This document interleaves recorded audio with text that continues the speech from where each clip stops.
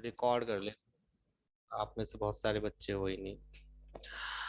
तो सिंपल आप formula apply कर दोगे, सेक्शन फॉर्मूला। अगेन इसकी डेरिवेशन आपके कोर्स में नहीं है, और कॉम्प्लिकेटेड, बहुत मोस्ट इंपॉर्टेंट बात यह है कि बहुत ज्यादा कॉम्प्लिकेटेड क्वेश्चंस इसमें नहीं है, और ना ही आप करोगे अगर है भी तो सबसे पहला आपका आता है, हमने कंसीडर कर लिया कि ये ए पॉइंट है, ये बी पॉइंट है, एंड सी पॉइंट इसको डिवाइड कर रहा है, कोऑर्डिनेट्स जिसके एक्स एंड वाई हैं, और रेशियो आपको दिया हुआ है 2:3। तो M1, M की वैल्यू 2 है, N की वैल्यू 3 है, हम सेक्शन फॉर्मूला यूज कर लेते हैं। M x2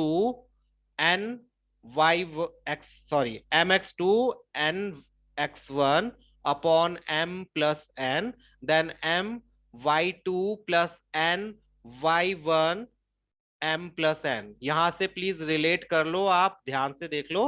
M which is 2 into x2 which is 4 plus N which is 3 into x1 which is -1 upon M+N। मैं फॉर्मूला लिख देता हूं जिससे कि आप, वो स्पेशल केस कुछ नहीं है बच्चे, वो इसी से बना है। प्लीज याद रखना, there is no such thing mid point formula in this chapter.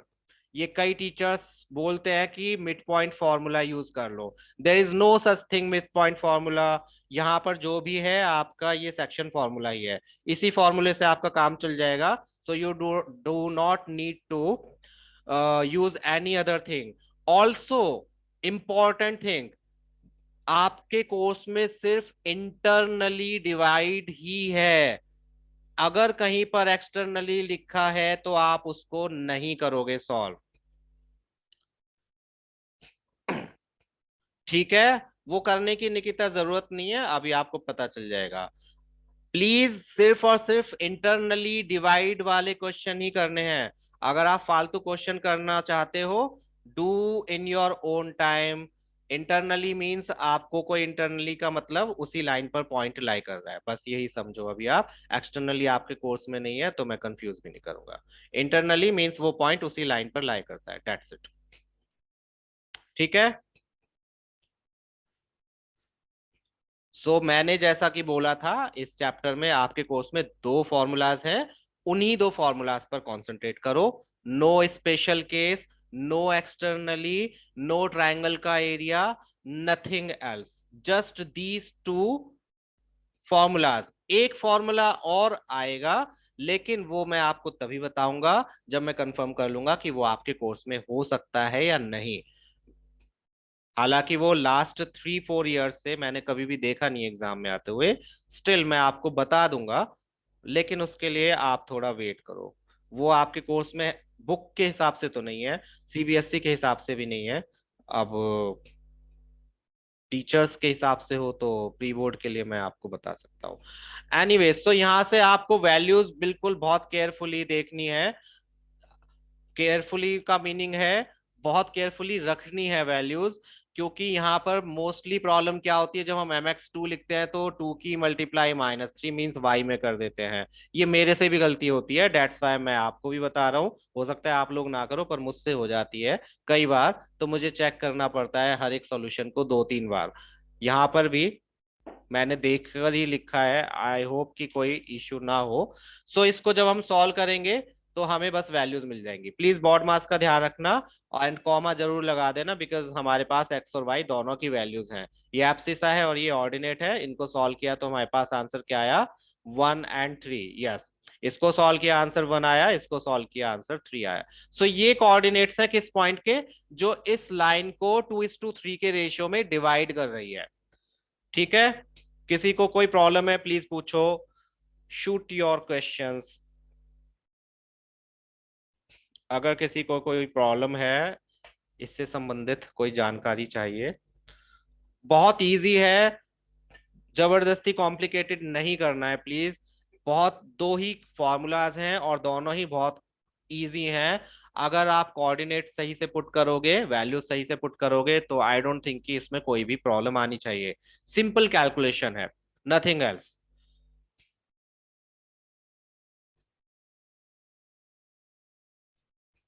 चलो तो नेक्स्ट क्वेश्चन देखते हैं, जो कि बहुत इंपॉर्टेंट क्वेश्चन है, ट्राइसेक्ट वाला। ये बहुत क्वेश्चन आता है। ट्राइसेक्ट का मतलब है तीन इक्वल पार्ट में। देखो यहां पर बोला है find the coordinates of the points जो ट्राइसेक्ट करेंगे किसको, लाइन सेगमेंट को, किस लाइन सेगमेंट को, जो इन दो पॉइंट्स को ज्वाइन कर रही है। There are two points, two coordinates 4 - 1 जिसको हमने ए कंसीडर किया है, and another one is B which is -2 - 3। और इस लाइन सेगमेंट को पी एंड क्यू हमने कंसीडर कर लिया, इक्वल पार्ट्स में डिवाइड कर रहे हैं। देखो ट्राइसेक्ट का मतलब है तीन इक्वल पार्ट्स, मींस 1:1:1 का रेशियो, है ना। तीनों अगर इक्वल पार्ट्स हैं तो तीनों को डिवाइड करके आंसर 1:1:1 ही आएगा। फाइन। तो अगर मैं आपसे पूछूं AP into AP is to PB का रेशियो क्या होगा, एपी इज टू पीबी का रेशियो बताइए क्या होगा, एपी इज टू पीबी का रेशियो। क्यू को थोड़ी देर के लिए भूल जाओ, हम पहले पी के कोऑर्डिनेट्स फाइंड आउट करते हैं। तो AP is to P B कितना होगा, yes Saloni, correct Nikita, yes Vinayak, सभी का आंसर सही है। 1:2 का रेशियो होगा, इसका एक पार्ट और यहां से लेकर यहां तक कितने पार्ट, दो पार्ट है, तो रेशियो क्या हो गया 1:2। तो हमारे पास m:n की वैल्यू आ गई, यस आदित्य, 1:2। हमारे पास x1 y1 है, हमारे पास x2 y2 भी है। तो हम यहाँ से p के कोऑर्डिनेट्स फाइंड आउट कर सकते हैं यूजिंग सेक्शन फॉर्मूला। तो पहले इसको फाइंड आउट कर लेते हैं, q का हम बाद में देखेंगे। आई होप क्लियर होगा ये, तो किसी को प्रॉब्लम नहीं होगी इसमें। तो पी के कोऑर्डिनेट्स फाइंड आउट करने के लिए एपी इज टू पीबी 1:2 है, ये हमने मेंशन कर दिया, और सेक्शन फॉर्मूला अप्लाई कर दिया। एम यहाँ लिख देता हूं जिससे कि आप फॉर्मूला में अप्लाई जो हो रहा है उसको देख सको। ये 1 है और ये पूरा कितना है, 2 है। ठीक है, यहां से लेकर यहां तक का 1:2 का रेशियो। तो m की वैल्यू यहाँ पर हम 1 ले रहे हैं और n की वैल्यू ले रहे हैं 2। ये x1 है, ये y1 है, ये x2 है, ये y2 है। आप चाहो तो अगर थोड़ी प्रॉब्लम होती है तो पहले ही क्वेश्चन में अलग अलग वैल्यूज लिख लो कि x1 की वैल्यू 4 है, x2 की वैल्यू -2 है, y1 की वैल्यू -1 है, y2 की वैल्यू -3 है। अगर पुट करनी है वैल्यूज तो, और m और n की वैल्यू भी लिख लो, जिससे कि थोड़ा सा कंफ्यूजन ना हो, क्योंकि जब हम पुट करते हैं तो गलती होती ही है मोस्टली। तो m x2 n x1 over m+n, again y2 ny1 over m+n। इसको हमने सॉल्व किया सिंपल मेथड से, तो आंसर आया 2 - 5/3। ये हो गए कोऑर्डिनेट्स किसके, p के। वी हैव p के कोऑर्डिनेट्स नाउ। ठीक है, p के कोऑर्डिनेट्स क्या है, 2 एंड -5/3। अब P Q and Q B का रेशियो क्या होगा, मैं इन दोनों को ले रहा हूं, आप चाहें तो A Q and Q B भी ले सकते हो, डेट्स अप टू यू। मैं P Q and Q B ले रहा हूं। P Q and Q B का रेशियो क्या होगा, 1:1, करेक्ट। मीन्स एम और एन की वैल्यू दोनों ही करेक्ट, 1:1। तो ऐसे केस में आप चाहो तो, मैंने तो सॉल्व किया है, आप चाहो तो सिंपल, जब 1:1 का रेशियो होता है तो x1 + x2/2 and y1 + y2/2, ये डायरेक्ट भी लिख सकते हो, क्योंकि जब आप इस इन वैल्यूज को फॉर्मूला में पुट करोगे, देखो m के प्लेस पर तो 1 ही आएगा, है ना, तो ये हो जाएगा 1 × x2 क्या हो जाएगा, x2 ही हो जाएगा। और n के प्लेस पर भी 1 आएगा, तो 1 × x1 क्या हो जाएगा, x1 हो जाएगा। एंड 1 + 1 क्या होता है, 2 होता है। तो आप डायरेक्ट ये कर सकते हो, जिसको मिड पॉइंट फॉर्मूला बोल देते हैं। It's not mid point formula, it is simple section formula. But आप डायरेक्ट इसको अप्लाई कर सकते हो जब आपका 1:1 का रेशियो है। मैंने नहीं किया है, मैंने पूरा सॉल्व करके दिखाया।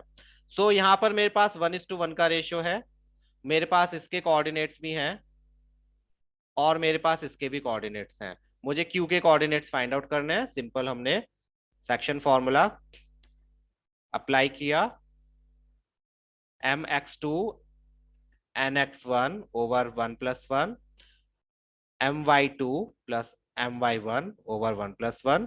सॉल्व करोगे, कैलकुलेशन अपने आप करना, मेरी कैलकुलेशन मत देखना कि ये ऐसे कैसे हो गया।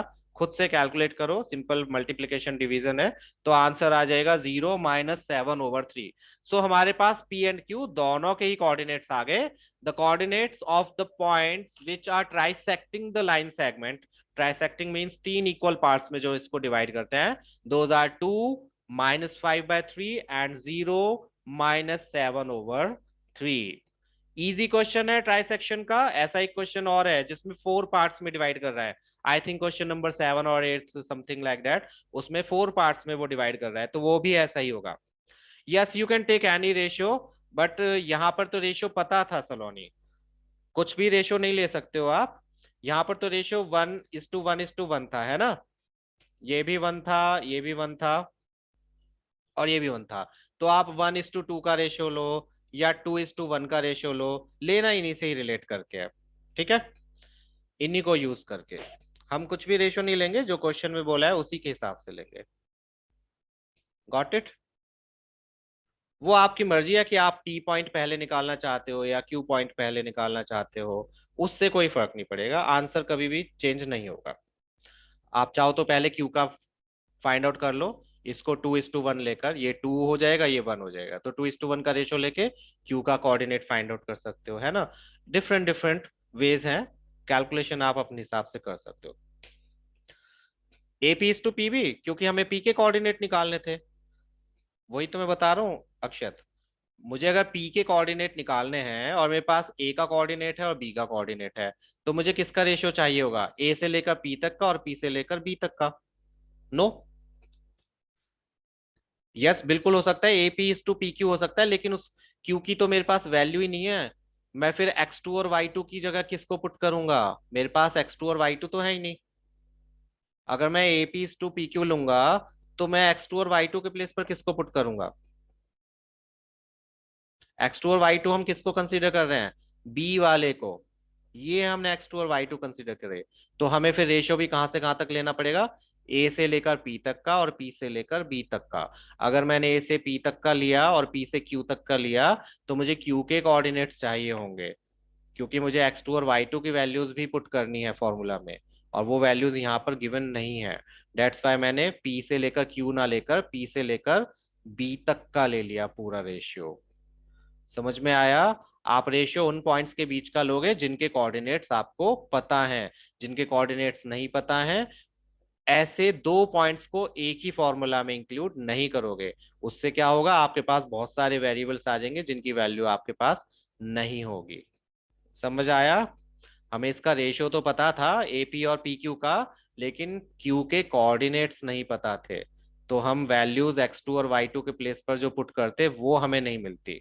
डेट्स वाई हमने क्यू को थोड़ी देर के लिए भुला दिया और पी से लेकर बी तक का लिया रेशियो, क्योंकि बी के कोऑर्डिनेट्स हमें पता है, मींस x2 एंड y2 पता है।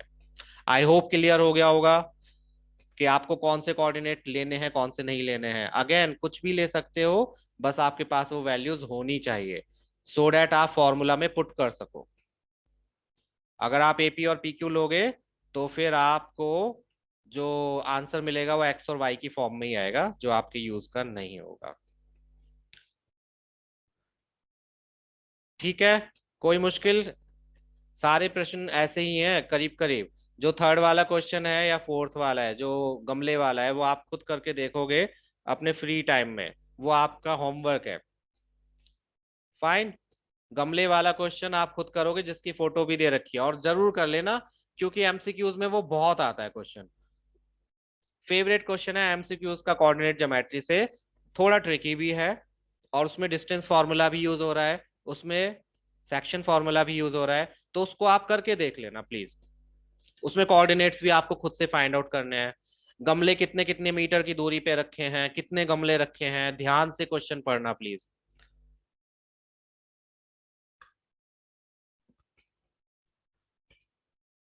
नाउ, ये भी इंपॉर्टेंट क्वेश्चन है। देखो यहां पर आपको रेशियो नहीं दिया हुआ है, बट आपको तीनों के कोऑर्डिनेट्स दिए हुए हैं। You have coordinates of A point और बी पॉइंट, जिनको लाइन ज्वाइन कर रही है, और ये डिवाइड हो रहा है किससे? -1 एंड 6 पॉइंट से, कोऑर्डिनेट से। We need to find out ratio. तो अगेन आप सिंपल सेक्शन फॉर्मूला ही यूज करो इस बार। आप क्या करो, बस सेक्शन सेक्शन फॉर्मूला यूज करने में आपको यह सेम फॉर्मूला, लेकिन इतना बड़ा करने की जरूरत नहीं है यूज। आप या तो सिर्फ एक्स की वैल्यू वाला यूज करो या वाई की वैल्यू, है ना। या तो आप mx2 + nx1 upon m+1 n को यूज करो, क्योंकि इसमें भी रेशियोज दोनों आ रहे हैं।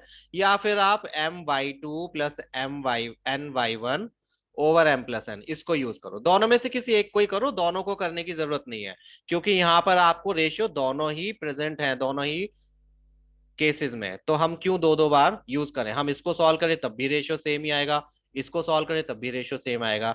तो हम क्यों दो दो सॉल्व करें, एक ही सॉल्व करेंगे। सो हमें फॉर्मूला पता है कि अगर हमें, यस, वही तो हमें फाइंड आउट करनी है अक्षत, हमें वही तो वैल्यूज फाइंड आउट करनी है। फॉर्मूला लेकिन वही यूज हो जाएगा, क्योंकि उस फॉर्मूले में देखो, जब भी हम फॉर्मूला यूज करते हैं कोई, उसमें हमें एक चीज याद रखनी होती है। ये मैंने 8th क्लास के बच्चों को भी आज बताया था, आपको भी बता रहा हूँ। सिंपल सी चीज है जो आपको पता भी है। मैंने पहले भी बताया था कि आप देखते हो गिवन वैल्यू आपको क्या क्या है, आप देखते हो आपको फाइंड क्या क्या करना है ना। आपको गिवन क्या है, कोऑर्डिनेट्स गिवन है 3, और आपको फाइंड क्या करना है, एम और एन की वैल्यू। तो ये तीनों चीजें किस एक फॉर्मूला में आती हैं, सेक्शन फॉर्मूला में ही आती है। तो हम उसी को यूज करेंगे। अगर किसी और फॉर्मूला में आती है तो आप उसको भी यूज कर सकते हो, जरूरी नहीं है कि आप इसी को यूज करो। अगर ये तीनों वैल्यूज किसी और फॉर्मूला में भी आती हैं, सिर्फ ये तीनों वैल्यूज, तीनों या चारों वैल्यूज, तो आप उसको भी यूज कर सकते हो। बट यहाँ पर हमारे पास सिर्फ सेक्शन फॉर्मूला है। तो हम क्या करते हैं, हमें पता है कि अगर मुझे इसका एक्स कोऑर्डिनेट फाइंड आउट करना होता, केयरफुली देख लो जिस जिसको नहीं समझ आ रहा, अक्षत तुम भी देखो। आपको सेक्शन फॉर्मूला तो पता है कि पी का अगर मुझे एक्स और वाई फाइंड आउट करना होता, तो मैं क्या करता, mx2 + nx1 over m+n and my2 + ny1 over m+n, यही यूज करते हैं। यस और नो, हाँ या ना, करते हैं। तो इसका मतलब है ये जो वैल्यू है एक्स, ये किसके इक्वल होनी चाहिए, इसके इक्वल होनी चाहिए। यस, तो बस हम इसी को ले लेते हैं। सिंपल सी बात। अगर आपके पास वाई, आप वाई को लेना चाहते हो, आप वाई को ले लो, फाइन। उस केस में मैं वाई के इक्वल रखता। कोई भी वैल्यू को ले लो, आप एक्स वाली ले लो या वाई वाली ले लो, दोनों को इक्वल रखो यहां पर जैसे रखा है। अब मुझे एक्स की वैल्यू तो पता है, एक्स की वैल्यू क्या है, पी का कोऑर्डिनेट क्या था, पी का कोऑर्डिनेट क्या था, -1 6। तो एक्स की वैल्यू क्या है यहाँ पर, -1, और वाई की वैल्यू क्या है, 6 है। तो एक्स की वैल्यू के प्लेस पर मैंने एक्स की वैल्यू पुट की, विच इज -1। एम के प्लेस पर एम रहने दिया क्योंकि मुझे एम नहीं पता, लेकिन x2 पता है, x2 क्या है, -1 है, और x2 क्या है, 6 है। हाँ, x2 6 है, ये गलत लिखा है, सॉरी, इसको मैं मिटा देता हूँ। ये शायद पिछले वाले क्वेश्चन का कॉपीड है, 6 - 8। x2 6 है, एंड x1 क्या है, -3 है, x1 -3 है, और m+n अगर हमें नहीं पता तो उसको ऐसे पुट कर देंगे। इसको सॉल्व किया, m+n को इधर ले जाएंगे हम लेफ्ट हैंड साइड में, तो -1 से मल्टीप्लाई होके -m - n हो जाएगा। ये 6m -3n हो गया। m वाली वैल्यूज एक तरफ ले गए, n वाली वैल्यूज एक तरफ ले गए, दोनों को सॉल्व किया, n को इधर ले आए क्रॉस मल्टीप्लाई करके, और 7 को उधर ले गए। तो हमारे पास आंसर आ गया m/n कितना, 2:7। माइनस से माइनस कैंसिल, 2:7। तो m/n का रेशियो देखो आ गया 2:7, जो कि हमें चाहिए था। That's it. ये क्वेश्चन k:1 के रेशियो से भी करते हैं, बट मैं उससे नहीं करता, बिकॉज मुझे थोड़ा सा वो वेयर्ड लगता है कि कहाँ से k आया कहाँ से 1 आया। एक्सप्लेनेबल है, बट मैं इसको ही यूज करता हूँ, ये मुझे ज्यादा अच्छा लगता है, क्योंकि इससे डायरेक्ट आपको सिंपल आंसर दिखाई देता है। m/n चाहिए और वही आपके पास आता है। सिर्फ आपको क्या करना है, जो कोऑर्डिनेट्स, जो पॉइंट डिवाइड कर रहा है, उसके एक्स को या उसके वाई को सेक्शन फॉर्मूला के रेस्पेक्टिव फॉर्मूला में इक्वल रखना है, दैट्स इट। एक्स वाला ले रहे हो तो एक्स वाले फॉर्मूले के इक्वल रखोगे, वाई वाला ले रहे हो तो वाई वाले के इक्वल रख दोगे। करेक्ट। किसी को कोई डाउट है तो प्लीज पूछ लो। बहुत इजी है, बहुत ही ज्यादा इजी, इससे ज्यादा इजी और क्या मिलेगा आपको। मिलेगा आई मीन, बट ये भी इजी है। प्लीज पूछो। Clear, good.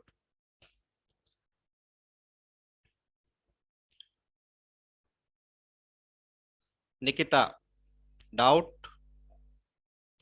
ओजस, बच्चे जब अपॉइंटमेंट थी तो पहले आपको बताना चाहिए था। स्पष्ट, ठीक है, good. Okay. Nikita, are you there?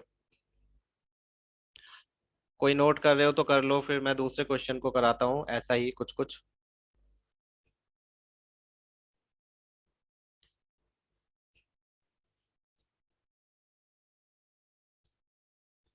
Sure Nikita.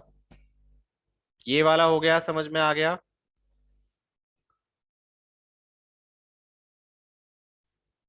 Akshat, what is that? Chapter 2, chapter 7, chapter 8?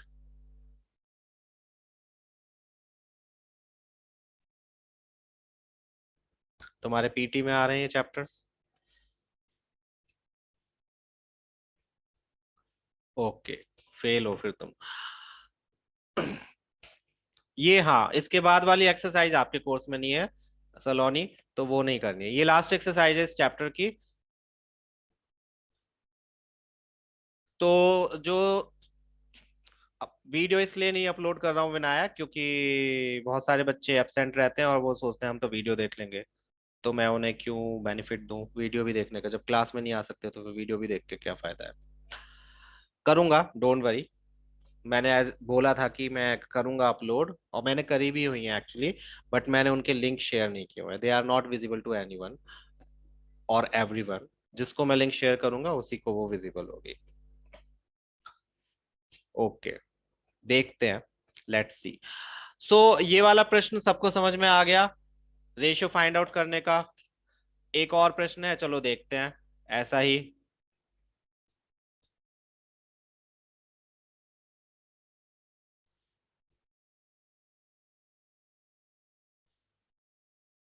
ये प्रश्न बहुत आता है, क्वेश्चन बहुत आता है, क्योंकि इसमें जो दिया हुआ है, थर्ड कोऑर्डिनेट नहीं दिए हुए इस बार इन्होंने। फाइंड आउट तो रेशियो ही करना है, लेकिन कोऑर्डिनेट दिए हुए नहीं दिए हुए। इन्होंने क्या बोला? द पॉइंट, जो पॉइंट डिवाइड कर रहा है वो एक्स एक्सिस पर है, मींस एक्स एक्सिस के द्वारा ये डिवाइड हो रहा है। तो आप सबको पता है एक्स एक्सिस पर अगर कोई पॉइंट है तो उसका फॉर्मेट क्या होगा? उसमें जो वाई होगा वो जीरो होगा, यस और नो? एक्स एक्सिस से जब हम डिवाइड करते हैं, यस अक्षत। जो वाई होता है वो किसके इक्वल होता है? जीरो के इक्वल होता है। अगर वाई एक्सिस से होता तो एक्स जीरो होता है ना? तो हमें ये फॉर्मेट पता चल गया कि हाँ, ये जो कोऑर्डिनेट होगा इसका वाई जो है वो जीरो के इक्वल होगा। That's what all we need to find out the ratio. इस बार हम y वाले फॉर्मूले के इक्वल रख लेंगे, क्योंकि हमें y की वैल्यू पता है। जिसकी वैल्यू पता होती है, अगर आपको रेशियो फाइंड आउट करना है, तो जिसकी वैल्यू पता है, वेदर इट्स x की वैल्यू या y की वैल्यू, वही वाला फॉर्मूला के इक्वल आप पुट करोगे। Got it? यहां पर हम x वाला फॉर्मूला यूज नहीं करेंगे, क्योंकि हमें x की वैल्यू नहीं पता। बट हमें y की वैल्यू पता है, तो हम y वाला फॉर्मूला यूज करेंगे। So let's do that.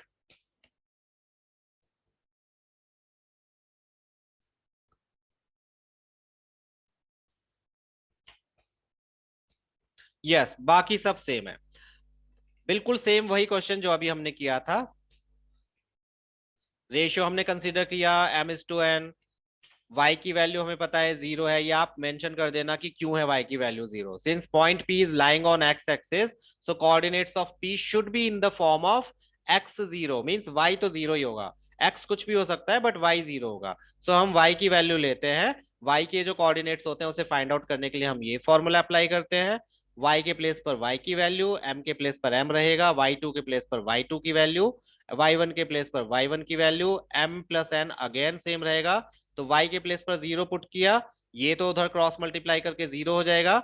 बचेगा क्या? 5m - 5n। प्लीज जीरो से मल्टीप्लाई करके m प्लस n मत लिख देना, बहुत बच्चे आप लोग करते हो ऐसा, बहुत बार किया है। जीरो से मल्टीप्लाई होके आंसर जीरो आता है, m प्लस n नहीं आएगा या कुछ और वैल्यू नहीं आएगी। m वाला एक तरफ ले आए, n वाला एक तरफ ले गए।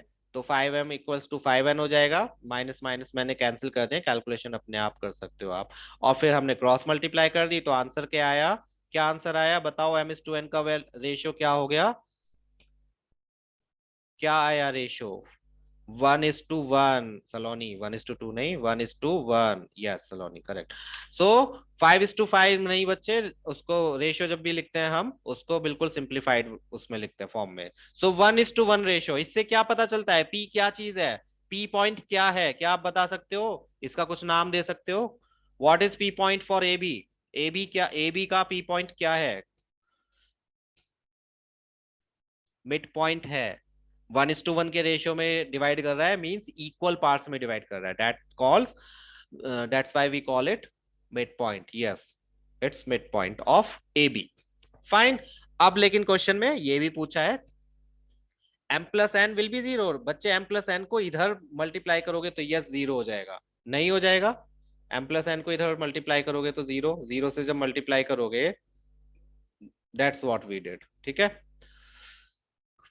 सो अब हमें x की वैल्यू भी फाइंड आउट करनी है, तो x की वैल्यू फाइंड आउट करने के लिए हम अगेन सेक्शन फॉर्मूला यूज कर लेते हैं, क्योंकि हमें m और n की वैल्यू भी पता है, हमें x1 x2 y1 y2 भी पता है, हमें सिर्फ फाइंड आउट करनी है x की वैल्यू, तो हम x वाला फॉर्मूला अप्लाई कर देते हैं, which is x equals to mx2 plus nx1 plus m+n, that gives us -3/2। So coordinates क्या हो गए इसके, -3/2 0, ये भी पूछा था। Also find the coordinates of the point of division, so point of division के कोऑर्डिनेट्स क्या हो गए, -3/2 एंड 0 हमें ऑलरेडी पता था। इजी प्रश्न, कोई प्रॉब्लम किसी को, रेशियो वाला बहुत ही इजी क्वेश्चन है ना, और इससे पहले वाले भी इजी क्वेश्चन थे। अगेन ज्यादा कॉम्प्लिकेट नहीं करना है इस चैप्टर को भी और किसी भी चैप्टर को, पहले प्रैक्टिस इन्हीं से रिलेटेड क्वेश्चंस, मैं ये नहीं कह रहा कि एक्स्ट्रा क्वेश्चंस मत करना, इससे रिलेटेड रेशियो फाइंड आउट से रिलेटेड जितने भी क्वेश्चन आप मुश्किल से मुश्किल कर सकते हो internally, again dividing internally not externally, जो सर्कुलर आया है उसमें स्पेसिफिकली लिखा है कि सिर्फ और सिर्फ इंटरनली वाले क्वेश्चंस करने हैं, डिवाइडिंग इंटरनली, और वो भी सीबीएसई में है। एक्सटर्नली वाले मैंने आज तक कराए नहीं, क्योंकि आज तक वो एग्जाम में आए नहीं और ना ही आएंगे, वो आपके आएंगे फर्दर क्लासेस में अगर आपने पढ़ी तो मैथ्स। सो ये था सेक्शन फॉर्मूला से रिलेटेड एक और प्रश्न। अब इसके बाद में एक क्वेश्चन है पैरेललोग्राम वाला, जो मैं नेक्स्ट क्लास में कराऊंगा, आज नहीं करा रहा, बिकॉज मेरा गला भी थोड़ा थोड़ा दुख रहा है, एंड आई थिंक आज के लिए सफिशिएंट भी है। नेक्स्ट वाले क्लास में जो हम करेंगे पैरेललोग्राम वाला क्वेश्चन, वो बहुत इंपॉर्टेंट क्वेश्चन है और बहुत आता है, बहुत बहुत बहुत बहुत बहुत ज्यादा आता है वो क्वेश्चन, एमसीक्यूज में भी आ सकता है, सब्जेक्टिव में तो आता ही आता है। यस बच्चे, thank you. So next class में हम वो करेंगे, और नेक्स्ट क्लास में चैप्टर फिनिश हो जाएगा, चैप्टर फिनिश होने में ज्यादा टाइम नहीं लगेगा, हार्डली 15 to 20 मिनट्स, उसके बाद में मैं आपको जो एमसीक्यूज थे उनको करवाऊंगा, जो सिमिलर ट्रायंगल्स के थे, मींस ट्रायंगल चैप्टर के थे। अगर किसी किसी के क्वेश्चन गलत थे, आदित्य तुमने जो क्वेश्चन का आंसर लिखा था, इसमें कई बच्चों ने करा, नॉट जस्ट आदित्य, जिसमें एसएसएस कॉन्ग्रुएंसी सॉरी सिमिलरिटी से आपको दो ट्रायंगल्स के नाम बताने थे, A B C similar to X Y Z और समथिंग ऐसा, आपको रेशियोज दिए हुए थे और आपको ये बताना था कि कौन सा ट्रायंगल किसके सिमिलर है। तो ऐसे डायरेक्ट नहीं लिख सकते बच्चे, आपकी A B C X Y Z के इक्वल है, आपको साइड्स को देखना चाहिए था कि वो किस ऑर्डर में आ रही है नाम में। इसके बाद में एरियाज रिलेटेड टू सर्कल्स करेंगे, या फिर प्रोबेबिलिटी भी कर सकते हैं, वो एक दिन का ही चैप्टर है probability, but areas related to circles lengthy chapter है और मुझे अच्छा भी लगता है, तो शायद हम वो भी करें, देखते हैं, दोनों में से कोई भी कर सकते हैं। असाइनमेंट के क्वेश्चन कैसे निकाले, कैसे निकाले मतलब बच्चे, what do you mean by कैसे निकाले,